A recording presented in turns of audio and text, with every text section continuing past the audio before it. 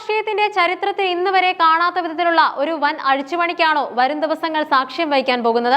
Thiruvananthapuram M P Sasi തരൂരിന്റെ Dubai യാത്രയെ ചുറ്റിപ്പറ്റിയുയരുന്ന രാഷ്ട്രീയ അഭ്യൂഹങ്ങൾ വിരൽ ചൂണ്ടുന്നത് അത്തരമൊരു വൻ മാറ്റത്തിലേക്കാണ്.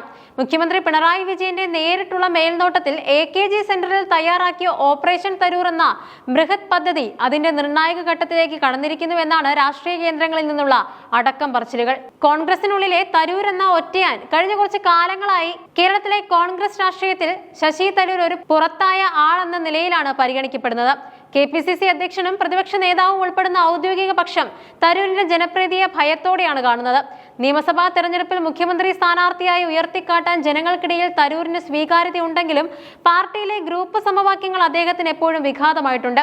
രാഹുൽ ഗാന്ധിയുടെ കേരള സന്ദർശന വേളകളിൽ പോലും തരൂർ നേരിട്ട അവഗണനകൾ മാധ്യമങ്ങൾ പലപ്പോഴും ചർച്ച ചെയ്തിട്ടുള്ളതാണ്. വിദേശകാര്യ വിദഗ്ധൻ, പ്രഭാഷകൻ, മികച്ച എഴുത്തുകാരൻ എന്നീ നിലകളിൽ ലോകം ബഹുമാനിക്കുന്ന ഒരാൾ സ്വന്തം പാർട്ടിയിൽ വല്ലാതെ ഒതുക്കപ്പെടുന്നുവെന്ന വികാരം തരൂർ അനുകൂലികൾക്കിടയിൽ ശക്തമാണ്. ഈ ഒരു സാഹചര്യം കൃത്യമായി മുതലെടുക്കുക എന്നതാണ് മുഖ്യമന്ത്രി പിണറായി വിജയന്റെ ലക്ഷ്യം. CPM സംസ്ഥാന നേതൃത്വത്തിലെ ഒരു മുതിർന്ന നേതാവ് തരൂരുമായി നേരിട്ട് ബന്ധപ്പെട്ടതായാണ് സൂചനകൾ. വെറുമൊരു ക്ഷണമല്ല, മറിച്ച് തരൂരിന് വിസമ്മതിക്കാൻ കഴിയാത്ത തരത്തിലുള്ള വലിയ വാഗ്ദാനങ്ങളാണ് ഇടതുപക്ഷം മുന്നോട്ട് വെച്ചിരിക്കുന്നത്. CPM-ൽ നേരിട്ട് ചേരുന്നതിന് തരൂരിനുള്ള പരിമിതികൾ കണക്കിലെടുത്ത് സമാന ചിന്താഗതിയുള്ളവരെ ചേർത്ത് ഒരു പുതിയ രാഷ്ട്രീയ പാർട്ടി രൂപീകരിക്കാൻ നിർദ്ദേശം നൽകിയിട്ടുമുണ്ട്. ഈ പാർട്ടി LDF-ന്റെ ഭാഗമാകും. വരാനിരിക്കുന്ന നിയമസഭാ തെരഞ്ഞെടുപ്പിൽ തരൂരിന്റെ നേതൃത്വത്തിലുള്ള പുതിയ പാർട്ടിക്ക് 15 സീറ്റുകൾ വരെ നൽകാൻ CPM തയ്യാറാണ്. ഇത് കേരള കോൺഗ്രസ് M പോലുള്ള കക്ഷികൾക്ക് ലഭിക്കുന്നതിനേക്കാൾ വലിയ പരിഗണനയാണ്. LDF-ൽ നിലവിൽ CPI-ക്ക് ലഭിക്കുന്നതിന് തുല്യമായ പദവിയും പ്രാധാന്യവും തരൂരിന്റെ പാർട്ടിക്ക് വാഗ്ദാനം ചെയ്തിട്ടുണ്ട്. മന്ത്രിസഭയിൽ നിർണായക വകുപ്പുകൾ ഉൾപ്പെടെയുള്ള വാഗ്ദാനങ്ങൾ ഇതിൽ ഉൾപ്പെടുന്നുമുണ്ട്.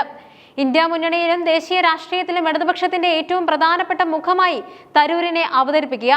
ദുബായ് യാത്രയുടെ രഹസ്യങ്ങൾ തരൂർ നിലവിൽ ദുബായിലേക്ക് തിരിച്ചത് രാഷ്ട്രീയ വൃത്തങ്ങളിൽ വലിയ ചർച്ചയുമായിട്ടുണ്ട്.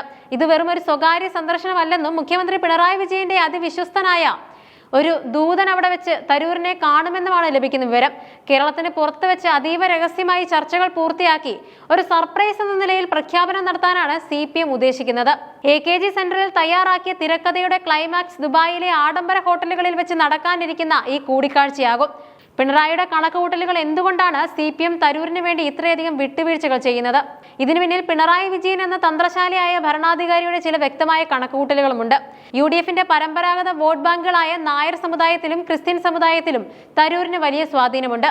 തരൂർ ഇടതുപാളയത്തിലെത്തിയാൽ ഇത് വോട്ടുകൾ വലിയ തോതിൽ LDF-ലേക്ക് മറിയും. രാഷ്ട്രീയത്തിന് അതീതമായി കേരളത്തിലെ യുവാക്കൾക്കിടയിൽ തരൂരിന് വലിയ ഫാൻ ഫോളോയിങ് ഉണ്ട്. വരും തലമുറയെ പാർട്ടിയോട് അടുപ്പിക്കാൻ തരൂരിന്റെ സാന്നിധ്യം സഹായിക്കുകയും ചെയ്യും.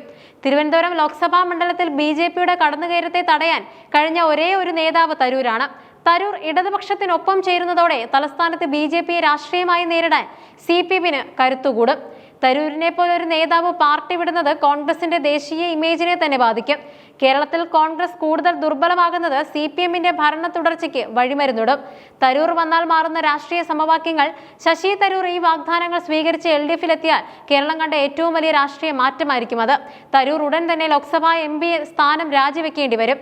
ഇത് തിരുവനന്തപുരം മണ്ഡലത്തിലൊരു ഉപതെരഞ്ഞെടുപ്പിന് വഴിയൊരുക്കുകയും ചെയ്യും. നിയമസഭാ തെരഞ്ഞെടുപ്പിൽ തരൂർ മുഖ്യമന്ത്രി സ്ഥാനാർത്ഥിയായി ഉയർത്തിക്കാട്ടപ്പെടുമോ എന്ന ചോദ്യവും ഇതോടെ ഉയരും. കോൺഗ്രസിലെ ഒരു വലിയ വിഭാഗം നേതാക്കളും അണികളും തരൂരിനൊപ്പം പുതിയ പാർട്ടിയിലേക്ക് ചേക്കേറാൻ സാധ്യതയുണ്ട്. ഇത് UDF-ൽ വലിയ വിള്ളലുകൾ ഉണ്ടാക്കുകയും ചെയ്യും. പ്രത്യേകിച്ചും മലബാർ മേഖലയിലും തെക്കൻ കേരളത്തിലും തരൂരിന് ലഭിക്കുന്ന സ്വീകാര്യത ഇടതുപക്ഷത്തിന് വലിയ മുതൽക്കൂട്ടാകും. തരൂരിന്റെ നീക്കങ്ങളെ കോൺഗ്രസ് ഹൈക്കമാൻഡ് അതീവ ഗൗരവത്തോടെയാണ് കാണുന്നത്. എന്നാൽ സംസ്ഥാന നേതൃത്വത്തിലെ ചിലർ തരൂർ പോകട്ടെ എന്ന നിലപാടിലാണ്. തരൂർ പോയാൽ തങ്ങളുടെ ഗ്രൂപ്പ് ആധിപത്യം നിലനിർത്താമെന്ന് അവർ കരുതുന്നുമുണ്ട്. എന്നാൽ വോട്ട് ബാങ്കിൽ വരുന്ന ഇടിവ് പാർട്ടിയെ നാമാവശേഷമാക്കുമെന്ന് ചിന്തിക്കുന്ന ഒരു വിഭാഗം കോൺഗ്രസിൽ ആശങ്കയിലുമാണ്.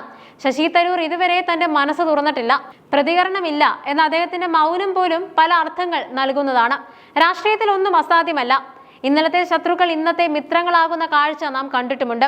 ദുബായിൽ നിന്നും തരൂർ തിരികെ എത്തുമ്പോൾ കേരള രാഷ്ട്രീയം ഒരു പുതിയ ദിശയിലേക്ക് നീങ്ങുമോ? പിണറായി വിജയന്റെ മാസ്റ്റർ പ്ലാൻ വിജയിക്കുമോ? ഈ ചോദ്യങ്ങൾക്കുള്ള ഉത്തരം വരും ദിവസങ്ങളിൽ നമുക്ക് ലഭിക്കും. എന്തായാലും ഒന്നുറപ്പാണ്, കേരളത്തിന്റെ രാഷ്ട്രീയ ചതുരംഗ പലകയിൽ കരുനീക്കങ്ങൾ സജീവമാണ്. ശശി തരൂർ എന്ന കരു നീങ്ങുന്നത് എങ്ങോട്ടായാലും അത് വൻ ചലനങ്ങൾ സൃഷ്ടിക്കുമെന്നതിൽ സംശയമില്ല.